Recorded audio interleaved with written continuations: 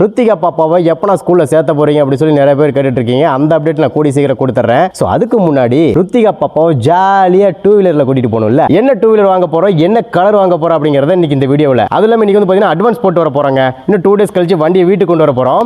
So வாங்க showroom போலாம். உனக்கு தான் சாமி வாங்குறேன், உனக்காக மட்டும் தான்ப்பா.